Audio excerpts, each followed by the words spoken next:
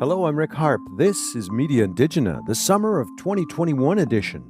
On this week's Connected Conversations, our final show of the summer, more of our COVID contemplations. And you know, it should go without saying that to plan, prepare, and implement any solid public health strategy, it has to be able to draw upon well-designed data sets. But as I discussed with Roundtable regulars Candice Collison and Kim Tallbear last April, not everyone seemed eager to enumerate where or who was hit hardest by COVID.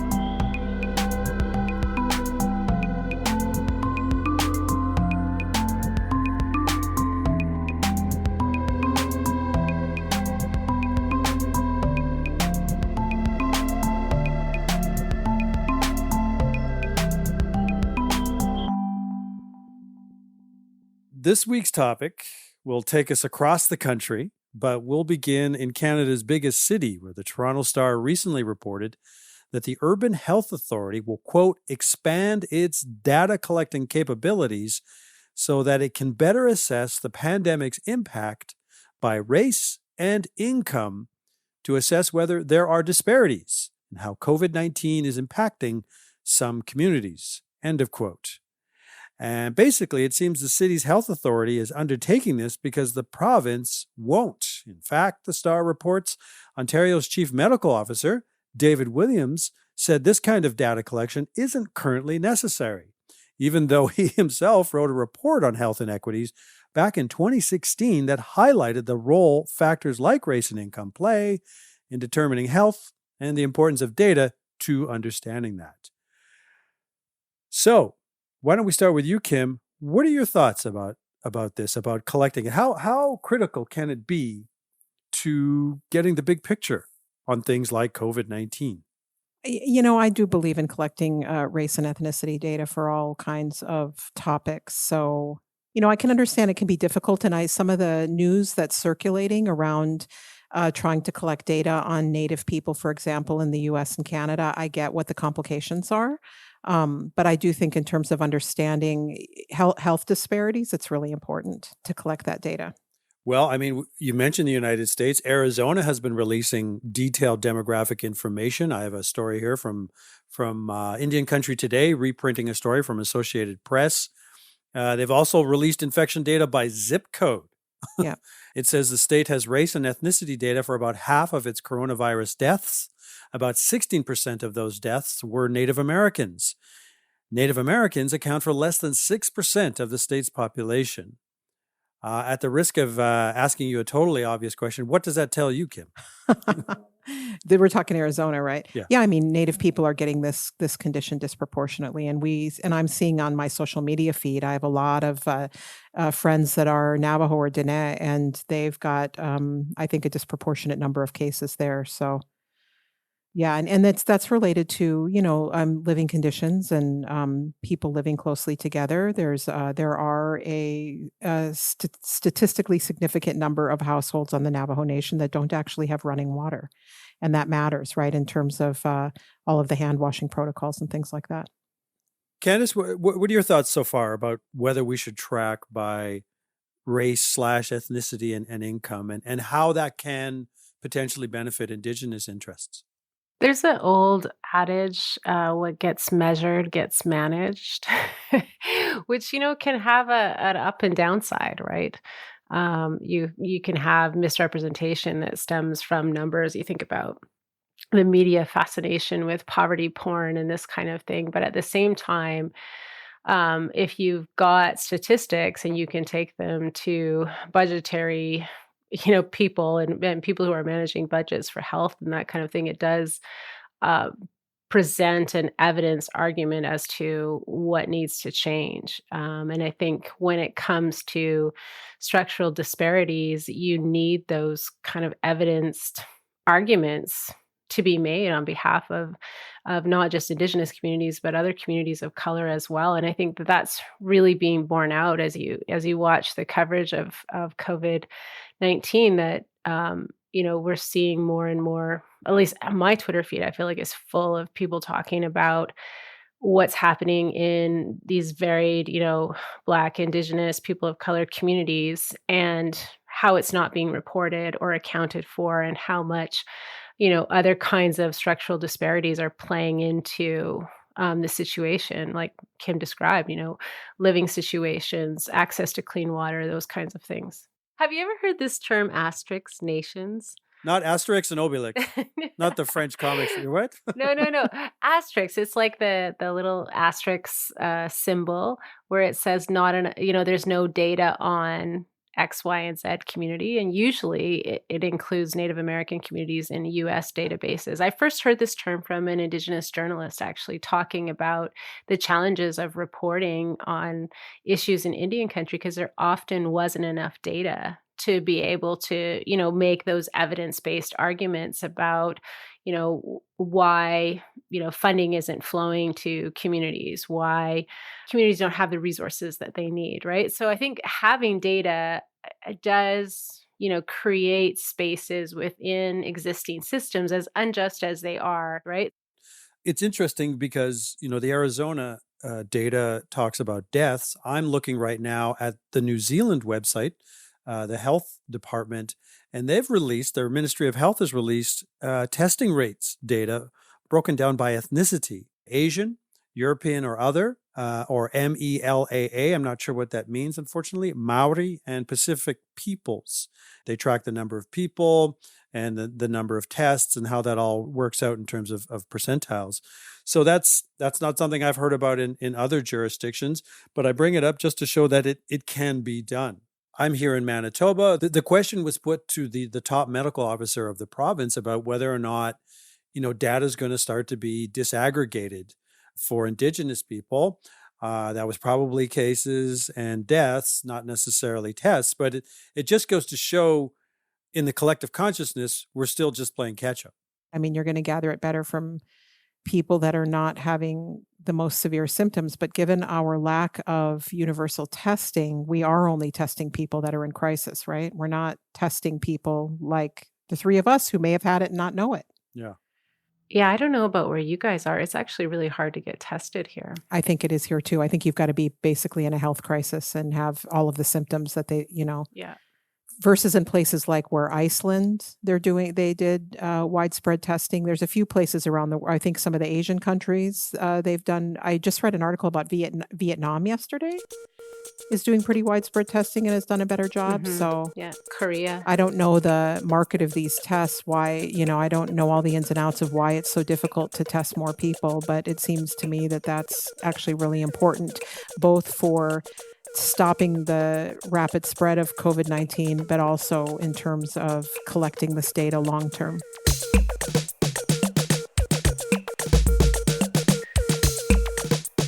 Switching from enumeration to vaccination, those early shots were a precious commodity at first, and that seemed to bring out the worst and weirdest in some people.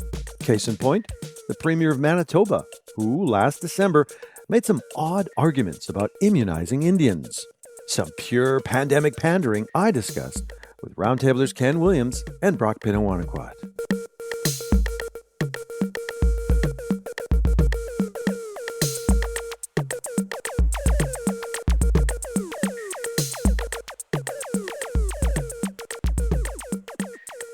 Our topic this week takes us to right here in Manna-frickin-toba, where the coronavirus continues to bedevil the province.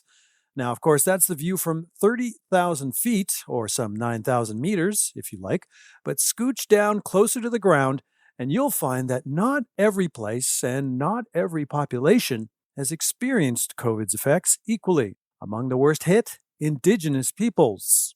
According to numbers reported on December 4th by CBC, while the 5-day test positivity rate, a rolling average of the tests that come back positive, is 13.4% Manitoba-wide, it's 20% among First Nations. And as of last Friday morning, 107 First Nations people made up almost a third of all Manitoba COVID-19 hospitalizations, yet First Nations people constitute a tenth of Manitoba's overall population. That's just some of the data suggesting First Nations people are among those bearing the biggest and therefore worst brunt of this pandemic. Enter this man uttering these words a week ago on December 1st. Manitoba has the highest percentage of Indigenous people in the country. I asked the Prime Minister on our call last week, who's in charge of addressing the needs of on-reserve Indigenous people to get a vaccine? Who's in charge? And I didn't get a clear answer. We need to know that, because if it's the federal government, then when?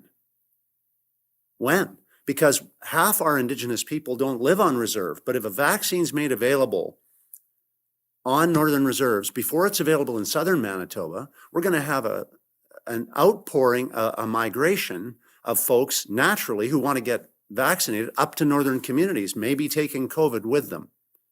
This is not a plan. We need a plan. And just in case you thought the Premier of Manitoba misspoke or spoke in haste, here's what he said 2 days later on December 3rd. The federal government is telling us that they are going to distribute the vaccine on a per capita basis based on the population. That sounds good if you don't think beyond that simplicity. They are also telling us that they are going to hold back the portion of our vaccines for Manitoba that they would then allocate to Indigenous and First Nations communities. What that would mean then is that Manitobans who do not live in northern Indigenous communities would be the least likely to get a vaccine in the country. There would be the least amount available in Manitoba after the federal government holds back the portion for Indigenous people of any province in Canada. This puts Manitobans at the back of the line. This hurts Manitobans, to put it mildly. We would have the least amount of vaccine available, in other words, for everyone else in our province. And this is unfair. So my immediate reaction is, holy shit, this guy. No, that was mine too. Now, I obviously want to hear both of your thoughts on the merits of these comments, to the extent we can even call them meritorious. But I also want to hear your sense of what might be the strategy behind them and for whose ears. Mm-hmm. Ken, your take? Well, who's he aiming this critical and important message to? You heard what I said. I heard what you said. Let's interrogate the comments on a factual basis, but then also think about, okay, why is he saying, why did he say them the way he said them, and for whose benefit? Mm-hmm. He's talking to everyday Manitobans, like he just said, people who aren't First Nations, people who aren't Métis, people who aren't Inuit, how they're being unjustly denied their rightful medicine before everybody else. He wants this like spread evenly, like peanut butter is spread over, a piece of Wonder Bread. And it sounds like all the right words. People want equality. People want to talk about those things. People want to be fair. He loves that word. He loves that word fair, and how unfair it is that First Nations people who are, as you just said at the top, are suffering the worst from COVID. And, that's not unfair. Apparently that's totally fine, because he isn't saying anything about that. He's just picking kind of like these wonderful stats out of thin air that fit his narrative. That is, it's unfair that Indigenous people get the vaccine when the governments and also health officials have been saying you have to target the most vulnerable first to get the vaccine in order to blunt this virus. Otherwise, there's no point. Right? The people who are suffering the worst will continue to suffer the worst if we just sort of evenly and randomly distributed the vaccine. You can't do that. You have to target populations. You have to target action. Mm-hmm. You have to target people who need it the most first. And that's not fitting in with his neoliberal, everyone is born equal, kumbaya kind of mentality. Mm-hmm. Yeah, it's perhaps an unintentional illustration of the difference between equality and equity. It's not unintentional. I won't say it's unintentional. well, there we go. Yeah. Brock, your thoughts here? Far from walking back his initial comments after they got some pushback, he arguably doubled down 48 hours later. Your take on what Pallister's up to here? One of the things that came out as well is Pallister's currently the least popular premier in Canada. 32%. Yeah. And I think that, as you pointed out, that he doubled down on the comments. I actually think it's very rare that politicians really make off the cuff comments, certainly for a party leader, in this case, a premier. And so my sense is they would have done, private polling of this. They're already looking ahead to the next election, which is still a few years out. And they probably see this as an effective wedge to use against their principal opponent, the NDP, the official opposition in Manitoba. Right. And I don't even think you hear the phrase dog whistle, and that this isn't even a dog whistle. This is like the next level up in terms of trying to clearly distinguish Pallister from the leader of the opposition, Wab Kinew. And just as Ken pointed out as well, I mean, I don't even want to call them undertones in this comment, because he's actually bluntly saying that, I mean, the quote is, "This is unfair. We would have the least amount of vaccine available, in other words, for everyone else in the province. This puts Manitobans at the back of the lines." So he's definitely fear-mongering, to my mind. And at a time, obviously in a pandemic, there's this heightened concern about, well, when will my family get our doses, and when will my community finally be able to safely open up? And so just to even float this, it just seems so irresponsible and dangerous, to be honest. If he's really trying to scapegoat First Nations people, and he's kind of clumsily talking about Indigenous people. I don't know if you're going to get us to this later on, but the Manitoba Métis Federation came out, I think it was the next day or soon thereafter. Yep. Yeah, soon thereafter, with their own statement about how they also wanted to be allocated a certain amount of doses because they didn't trust the Manitoba government to make sure that they were treated fairly. So I think in some ways, he's creating, and by this I mean Premier Pallister, creating a problem that wasn't even there. And I mean, for now, I hope the blowback, I hope it's obvious enough to Manitoba voters that they see what he's trying to do. And I think he's pulled out the boogeyman that First Nations people are going to steal your medicine, and it's going to be your grandma who dies, or your friend who gets sick unnecessarily because First Nations people are hoarding the vaccine, which is outrageous. There's no indication that would actually be the case. And who's to say that First Nations people, if their supply is going to be held in reserve by the federal government, won't get it even later than other people in Manitoba? There's no, it's just kind of and that's what I really like that you framed this right away as, what is the strategy here? Because I think that's the key to understanding the purpose of his comments. He hits all the tropes, right? There's this implication that there's special rights for First Nations, which is always a bugaboo. Yet somehow that can happen in the midst of what's pretty clearly a disproportionate negative impact on Indigenous peoples. And then he creates this image of roving bands of Indians in search, roving bands of sick, infected Indians, right? We're a disease. We embody the disease, right? Again, the federal government's a convenient target, even though there's many things the province itself did not do. It didn't mandate masks until late August, early September. It tried to reopen the economy in August. And even though they had a tiny number of cases, they didn't build up healthcare capacity. He goes on about how the whole Western world has been utterly debilitated by this pandemic, but Australia was hit hard by cases early on. Yes, it's a continent unto itself, a massive island. On the other hand, they did have a lot of cases, many of them community spread, only a few from overseas. They've dealt with it. In particular, the state of Victoria, where the city of Melbourne is located. New Zealand said, flattening the curve, we're going to crush it. We're going for 0 cases, taking the model from some Asian countries. And you may recall when CERB, that is this federal benefit paid out to people to offset losing their income, was put out, he complained that it was too high and that people didn't want to go to their menial minimum wage jobs, and he was willing to pay them to go back. His bungling all of that gets kind of washed away because we know the media and by extension their audiences only have a certain amount of shelf space of attention, whether intentionally or by accident. This had the desired effect, and that is to make us forget about all the ways that he's dropped the ball.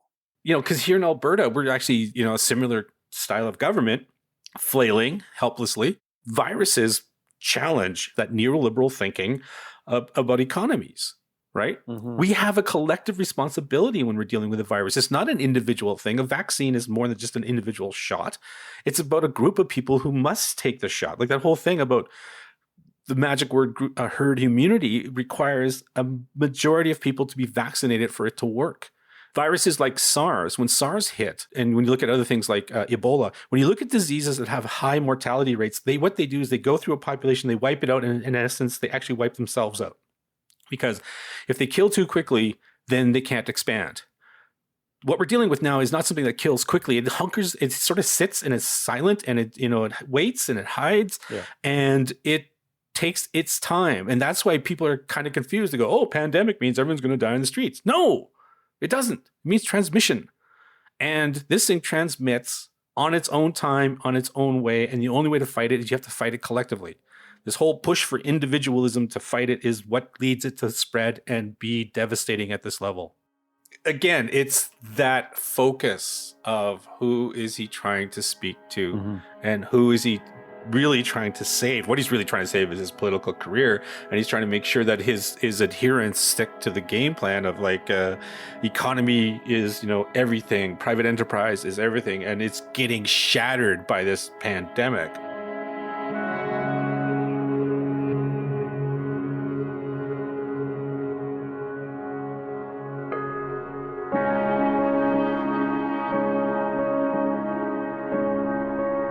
Could the global response to COVID be a test run for how the world needs to respond to climate change?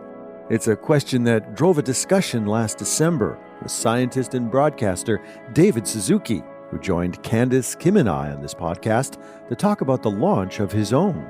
We began our chat by trying to situate the virus in a much, much larger context.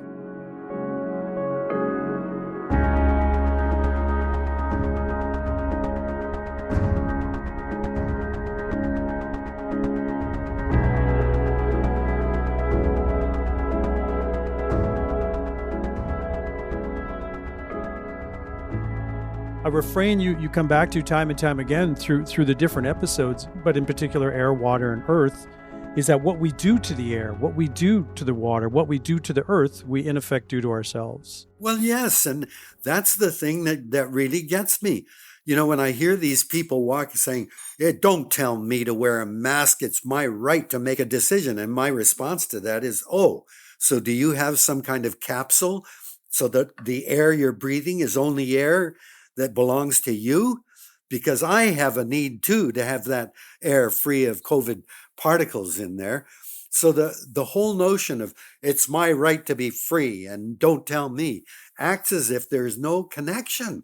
Mm-hmm. That's the fundamental message of environmentalism, and that Indigenous people talk about all the time. Whatever you do to yourself. Every breath we take has atoms and molecules that were once in the bodies of Joan of Arc and Jesus Christ. We're sharing and recycling the air. And it's the same thing with the water. Every drink of water you drink has molecules that were once in the Amazon rainforest, that were in the Arctic, that were all over the planet, that have atoms that were once in the bodies of Leonardo da Vinci. And it's all connected. So it seems to me that the thing, again, that I've learned over and over from Indigenous people is you have to give thanks to your creator or Mother Nature for the most important things in life. And in accepting the generosity of Mother Nature, we have a responsibility. And that sense of responsibility seems to be missing from everything that we do, from the economy to our legal systems, to our political systems. Where the hell is a sense of responsibility to make absolutely sure that earth, air, fire, and water and our brothers and sisters other species aren't protected above anything else. Doesn't make sense to me. Now, Kim, this seems to accord rather well with concepts you've introduced to the program, that the concept of kinship, not only among those alive now, but as David points out, with our ancestors in terms of sharing those same air molecules, those same water molecules. Would you see that as a consonant concept? In terms of the multi-generational type sharing of resources? Yeah, I think I do try to avoid notions of progressive time and ideas of moving forward and backward, and rather think of an always changing material present. And so, which also ties back into the sort of notion of the sacred as well, which is not a word I use as much, but I think it is consonant with that word. Thinking about the transfer of, even if one doesn't believe in spirits and souls and things like that, we can all agree on a material transfer of air and water and the things that make us living beings, right? Between generations, between bodies. I mean, we say in my culture that your body goes back to the earth, right? And our burial practices reflected that. So while I do like the sort of lessons that one can take from indigenous cultures, many indigenous cultures around spirituality and the sacred, even if people don't come from cultures like that and are more beholden to secular worldviews, we can all still talk about the sharing of air and water and space. We all are still part of the same planet and the same material body. And so, yeah, I think that is a form of kinship. It may not always be biological kinship, but I think it's a form of relatedness. Well, let me try and tie this here to one of the guests on your podcast, David, Winona LaDuke, who talked about something that I'm not necessarily sure I've heard a lot elsewhere, is the idea of coronavirus as a living thing, as a living being. Now, this time, I refer to this as the time of the bat. Because the coronavirus is a living being. Yes. And what you have is, humans who think they're the smartest things in the world, particularly white men, it seems. And in that, it turns out that they aren't in charge. That Mother Nature's given us all a really big smackdown, and this is a living being. And COVID started with the bat, and so that's the origins as a bat. So you got to leave the wild things where they are. That's a good lesson. Quit messing with where the wild things are, and you won't get strange diseases that belong with the wild things who can deal with them. In a lot of representations of coronavirus, it's the enemy. It's a demon. It's demonic. We have to attack it. We're at war. As opposed to, well, COVID is doing its thing. And maybe we should look at why COVID acts the way it does, or whether the way we live as a collective, I suppose, perhaps makes that more or less conducive for COVID to move through our populations the way it has. Exactly. I mean, Winona's right on, and what COVID does is it should make us ask questions like, where the heck did it come from? And why are we so vulnerable? And why is it that not all people are equally vulnerable? We've got to ask about us and what we're doing to create this problem. Of course, 60 to 70% of all of our diseases are zoonotic. That is, they come from other species. And so when different species begin to intrude on each other, that you have an accelerated possibility of viruses from different organisms mixing and combining in different forms. So it's the way that we're treating nature, it's the way that we're consuming some of our relatives that is generating the possibility of these new forms. HIV came from apes in Africa. We've had hantavirus, which affected the Navajos a tremendous amount, and we learned about that coming from the mice there. And we've had Ebola coming from Africa. We've had Zika down in South America. I mean, over and over again, it's our relationship with other creatures. These things are going to be coming at us. And to me, they are telling us that we're not living the right way if they're coming at us more frequently and more exotically. There's a lot to learn from that. I don't agree with her that the coronavirus is alive, because Coronavirus by itself can't reproduce. It depends on the machinery of a living organism. And without life, coronavirus wouldn't exist. But, that's a minor quibble. It's a stretch of RNA in the case of this virus. It gets into our cells, commandeers our synthetic machinery, and makes copies of itself. Very clever. I think a lot of Indigenous thought does not define life in the same way that non-Indigenous thought does, which is it's not necessarily limited to the biological or the organism. Life is a much more flexible term that is really about being in relation. And so I can imagine what she meant when she said the virus is alive. I think it's close to what Alexis Shotwell meant, who's a non-Indigenous person, but a feminist philosopher. But Alexis wrote a blog back in May called The Virus as a Relation, and she was talking about some of those same kinds of social issues that make the virus a relation, not just simply this terrible, it is something that wreaks havoc, right? But she was talking about the way in which it's part of a system of relations. Some of those are bad relations, right? Like the kinds of relations of poverty, hierarchy, deprivation, sickness that make it so much worse for some than for others. But I know we've talked about this on our podcast before. I think when we focus on relations, often we want to think about relations as good, but not all relations are good relations, right? And so anyway, I just wanted to sort of say, I think I get where Winona LaDuke's coming from on that. I think that was partly what she was trying to say, if I'm not mistaken. Thinking about how do you say his name, Kwame McKenzie, that was interviewed? Yes, he was the opening interview on the air episode. So he was talking about, and this is a question I have too, he was very critical of what constitutes normal and critical of the notion of getting back to normal. I live in Toronto.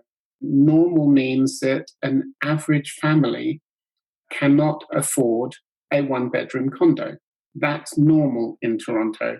30% of kids live in poverty. That's normal in Toronto.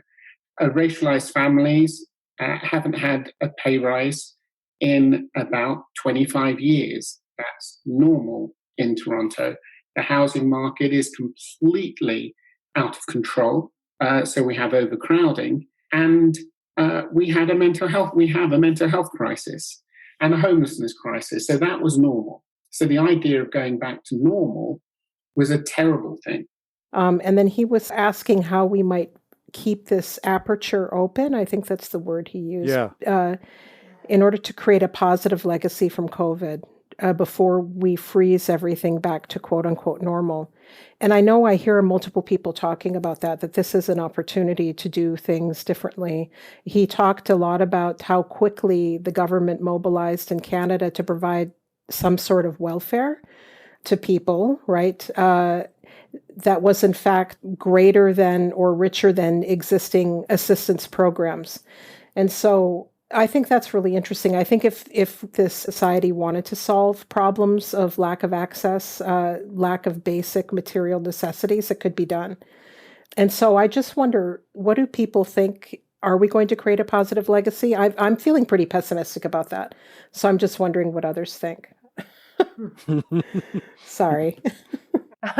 No, I think this is something I feel like I encounter constantly is how can we imagine this better world when we really have no templates for it, right? So, yeah, so I think it can get really depressing, to be honest. Like, especially because COVID presents us with so many signals that the system is working exactly as it was designed to, and so I'm with you, Kim. I feel a bit more pessimistic than I might have 2 or 3 months ago. I'm very pessimistic. Because the history of the last 60 or 70 years tells you there is just no way that Canada will respond to the extent that we need to respond to this crisis. And a huge part of the problem is corporations. They're the source of wealth, and wealth in our society is what fuels power. But, we've created this incredible superstructure to support the economy, globalization, that is going to wreak havoc getting out of the tentacles of a globalized world. This might be ironic or paradoxical, but in a way, I'm kind of investing my hope in what might be a growing cynicism. In some ways, I feel like in this era of COVID, what we see, just as you laid out, David, is in a sense a kind of mask off in terms of laying bare what's going on in the society. We hear all these messages, we're all in this together, or or this idea that disease is in some ways the great equalizer. And I think people are starting to realize disease can be gendered, can be racialized, can be regionalized. It can take on an ageist or a classist dimension. And where you live and how much you make, people are really starting, I hope, to get upset and cynical about that. They're starting to put people's rhetoric up against the reality that they see. And, you know, we have these people imploring us to rally to a common cause, right? That is undermined by what they see in terms of a lack of a common effect. And so I'm hoping, all things being equal, or all things being unequal, that that's going to become more and more readily apparent as time goes on. And people are going to come out of this saying, we made all these sacrifices, some of us with our lives, and for what? Well, in that interview with Kwame McKenzie, he said he had really good stats. He said in Toronto, you're 10 times more likely to catch COVID if you're poor than rich. Yep. You're 6 to 9 times more likely to catch it if you're racialized than white. Yet rich whites are driving COVID response and policy. The other thing I was struck, though, too, because we're working on this Indigenous Peoples and Pandemics video for our Native Studies online course that we're doing for January. And we've got paragraphs on different epidemics or pandemics throughout history that have aided colonialism, right? So smallpox, tuberculosis, we talk about the flu. So I just started Googling around for mortality rates around different pandemics and epidemics. And so, this, in this interview, this scientist is talking about 7.5% of people who get COVID get seriously ill or die. I don't know if that's a Canada-wide statistic, and describes that as high. But if you look historically at pandemics and epidemics, that's a fraction. I mean, for comparison, smallpox killed 30% of people, and 65 to 80% were marked by pox the rest of their life, right? The plague killed 30 to 100% if left untreated. Malaria, is still is out killing people in sub-Saharan Africa versus COVID. And because of the attention and diversion of resources to COVID-19, we're actually probably going to have more preventable child deaths from malaria. So anyway, that's kind of what I was thinking about. Because again, my thinking in the last probably 5 to 6 years has really moved more towards a global Indigenous kind of consciousness. And not only just Indigenous, but kind of just a more global consciousness and a planetary consciousness generally. And yes, racialized people and Indigenous people are much more severely affected by COVID-19 within, the US and Canada at these very high rates. But overall, I think the diversion of resources and the scare about COVID-19, a lot of that is really about the fear of white rich people who are getting this condition at far lower numbers than Indigenous people and poor people. So anyway, that's a lot of what I'm thinking about. Yes, on one hand, we've set the alarm about COVID. It's important, but we have epidemics and pandemics killing people all of the time at far greater rates. But when it doesn't affect the rich white people driving policy in these states, it's just below the radar. So I'm really about situating COVID-19 within global pandemics and epidemics, lack of access to healthcare, poverty, that kind of thing, which again goes back to our earlier point about the virus being a relation and occurring within a set of relations, many of which are bad. Like it's, I can't contest anything you've just said, but it's kind of mind-blowing when you put it in those raw terms that if settlers didn't get COVID, that would make them completely unsympathetic if it was only us getting COVID. Yeah, they can possibly catch it now when they have to go, to the sandwich shop or when some poor person might be taking their bed at the hospital, which is less likely to happen in the US, by the way. Yeah. At least. Right. That's right. Yeah. Well, we talked about how TB is exacting an awful footprint in the north, but the north only of Canada. It's another respiratory disease, but because non-Indigenous people didn't catch it, it's wow. Okay.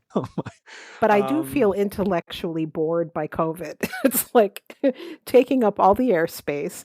I think a lot of people are talking about it because, obviously they're in danger of getting it. They can't go to the hospital for their, previously scheduled plastic surgery because there might be COVID patients taking up the space. Or, all of the other things that happen, heart attacks, strokes, things like that, right? It's not really new. I mean, I understand maybe for the scientists, this might be kind of interesting, tracking the development of the virus and what it's doing on that kind of material level, or the molecular level. But I think intellectually, we have many, many examples of certain conditions hitting certain populations in a disparate way, and it's coming out of these sets of bad relations that we already know exist. So I was telling you, I really think, again, to go back to the reason you invited David Suzuki on, is I do think the real problem and the real question is the planet and these planetary relations, and COVID is just one more manifestation of how we have engaged in really bad relations, and now it's coming back to bite some of us who aren't used to getting bitten by it quite so hard. Yeah, I mean, that's one thing I really learned by looking at climate change from a variety of perspectives, is that the degree to which you can insulate yourself, or which you perceive that you can insulate yourself, is the degree to which you're willing to do things that might make changes, both collectively and personally. I don't know. Can we use this moment to make the kinds of vast changes, or even minor, small changes, that does lead somewhere? I just don't know if it leads to the massive structural change that we're all saying needs to happen.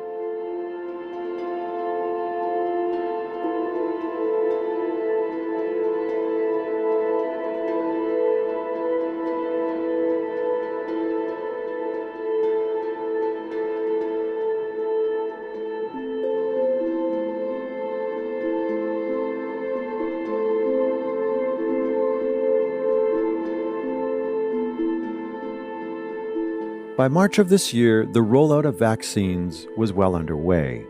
But, as you'll hear, confusion over who, when, and where were common.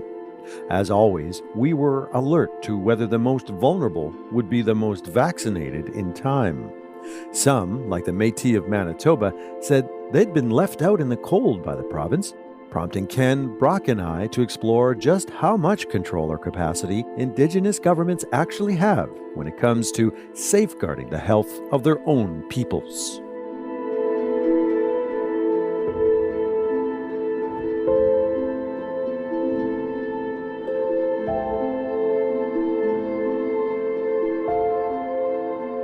So the feds have been in charge of procurement.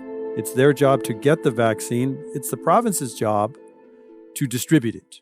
However, First Nations, of course, fall within imposed provincial borders. So I don't think the vaccine went straight to them. It came by way of the province. Wasn't that what Premier Palliser was howling about a while ago? That there was amounts being set aside for First Nations? Yeah, of course. You reminded me we discussed that very question. Mm-hmm. So this is an article from earlier in March. The headline, Manitoba Métis left out of COVID-19 vaccine program are going directly to manufacturers. The leader of the Manitoba Métis Federation is so concerned his people are being excluded from the province's COVID-19 immunization program that he's going straight to the source and asking manufacturers to sell him doses. MMF President David Chartrand says he sent letters to Pfizer, BioNTech, Moderna, AstraZeneca, and even Johnson & Johnson. According to Chartrand, I'm sitting here with 125,000 people who are not included in the vaccine rollout by this province. So I'm pleading with these pharmaceutical companies, give me a chance. We are truly desperate. So we talked about how the guidelines in Manitoba only seem to apply to First Nations. They don't specify Métis or Inuit, which is why Chartrand is upset. Pallister said he would entertain reducing the eligibility age for Métis if it could be demonstrated they are at greater risk of experiencing more severe outcomes due to COVID, as First Nations leaders did it. Chartrand said, we've got the data. We've shown you that. I can see why the Métis have a concern in Manitoba, because in Alberta, the Métis, First Nation, Inuit, Métis are all like getting vaccinated by age group. So if you're over 65, living in a First Nations community or Métis settlement, which Métis settlements are kind of unique to Alberta, you're in the first phase of the vaccination rollout after the healthcare workers and therapists and long-term staff in long-term care facilities. So Alberta, surprise, surprise, maybe, I don't know. Okay, I shouldn't be this disparaging of this province. Has identified Indigenous people as a vector that needs to be vaccinated with priority. Yeah, I completely agree with the Métis in this instance. And like Métis people are included elsewhere. Inuit people are included elsewhere. So it does seem to be a huge oversight. And oversight is being too generous, I think. Just another example of the Pallister government's carelessness and indifference to Indigenous people. It's really bizarre to me that this is even an issue. Well, yeah, I think Chartrand is correct that the data does support what he is saying about the health conditions and outcomes of Métis people in Manitoba. Whether or not going to the manufacturers is going to do any good, that's maybe just more publicity than anything else, because that's not going to even happen. They make deals directly with the nations, not with unfortunately not with the Manitoba Métis Federation. Though I think it would make a really nice statement about Indigenous sovereignty if they did. I think it's a hand he has to play, because he's got to assert that. But it's funny. Pallister himself too talked about going directly to manufacturers as well, procuring his own source. That was what I was trying to remember. Yeah. I knew a premier had done it, and I thought it was him. Yeah. So yeah. And also Kenny also mentioned that as well. Of course. So, I guess it's a playbook, but be that as it may, right? But I think it is basically a stunt by the MMF. But there's nothing wrong with stunts if it works, if it gets attention to the issue, right? And let's pivot now, but under the same umbrella of, looking at just how much control and capacity Indigenous governments actually have when it comes to safeguarding their own health. I'm looking at an article from March 27th of last year when the Southern Chiefs Organization in Manitoba, well, let me just quote from the article here. A Manitoba Chiefs Organization wants the federal government to allow Cuban doctors into Canada to help First Nations deal with the COVID-19 pandemic. Southern Chiefs Organization Grand Chief Jerry Daniels said a letter would be sent formally asking Prime Minister Justin Trudeau to allow Cuban healthcare brigades into the country to provide medical aid to First Nations. Daniels said half of his organization's 34-member Anishinaabe and Dakota communities want the doctors to help them deal with the pandemic. He was hoping to see them on the ground within the next 2 to 3 weeks. Well, what happened with that exactly? Basically, the quick sum is Deputy Prime Minister Chrystia Freeland said, we're good. We don't need such folks.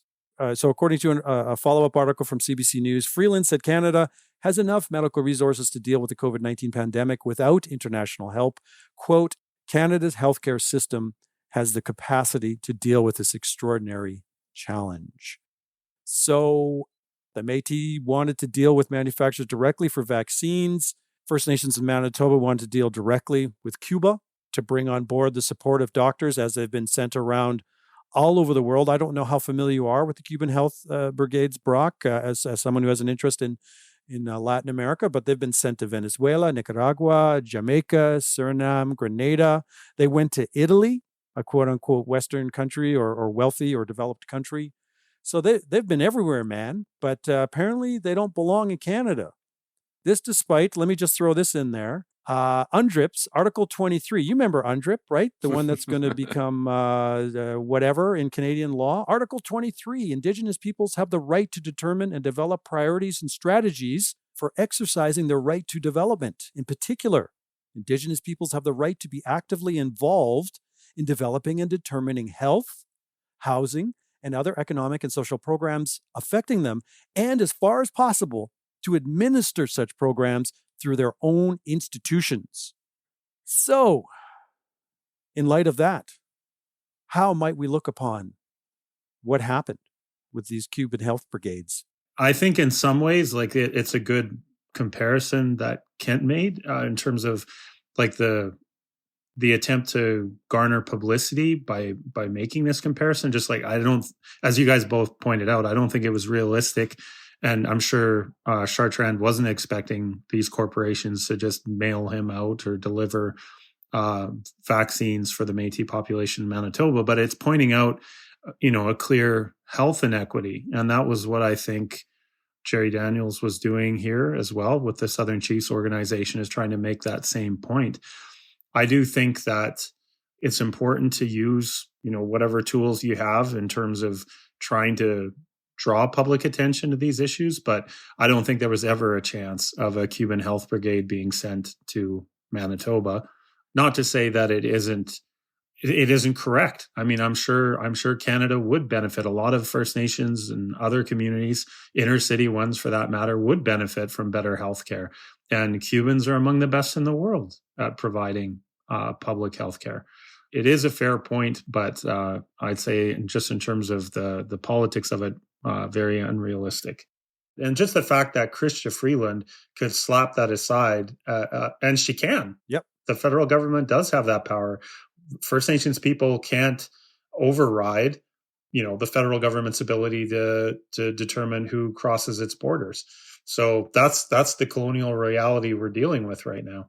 One other thought that came to my mind, again, more a flight of fancy, but folks may or may not know, but Cuba is actually incredible when it comes to their pharmaceutical sector.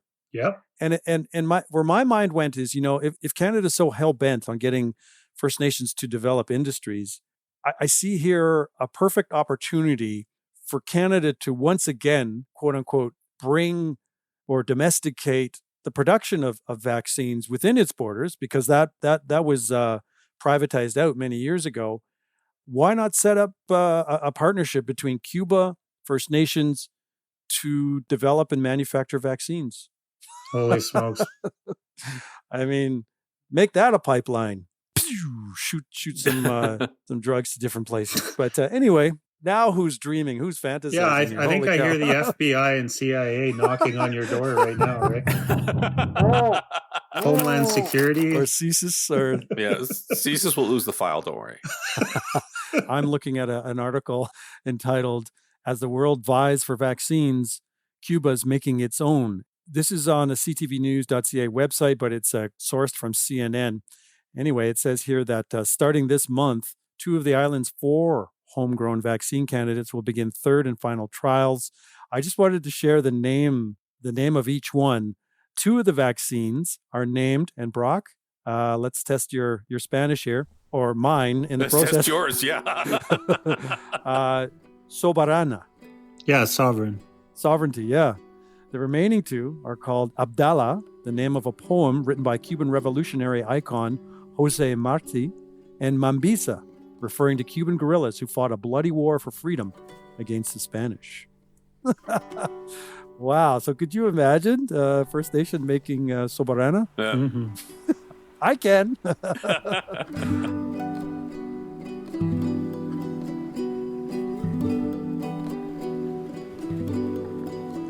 And with that, part 2 of our pandemic retrospective comes to a close, as does our Summer 2021 series, the second made in the long lingering shadow of COVID-19. And I must admit, as I record these words in May of 2021, it'd be foolish for me to even hazard a guess as to where we'll be by the time this episode rolls out. So I won't, especially as variants of concern, worst catchphrase ever, continue to serve as evidence and indictments of the stunningly inadequate response of so many government leaders. What I will say is how grateful I am to those who stood by us throughout this pandemic. Your support as listeners and investors are how we've kept going. Thanks to everyone who appeared on this week's show, episode 268, with renewed thanks to those who were part of the series as a whole. This episode was hosted, produced, and edited by yours truly, Rick Harp, with other installments in the series edited and co-produced by Stephanie Wood. Be well, listener. I hope we'll meet again soon. Aguse.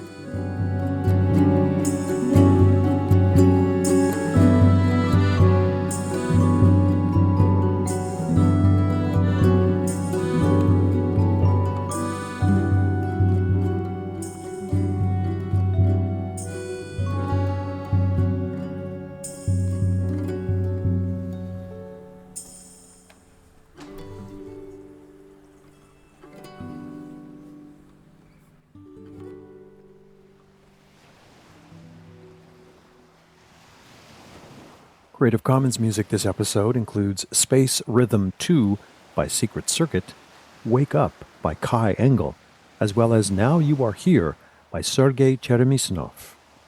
Our opening theme is Soda Machine by Kabbalistic Village. Our closing theme is Nocturne for Anastasia by Vlad Kuyujuklu. Find links to all these works in our show notes.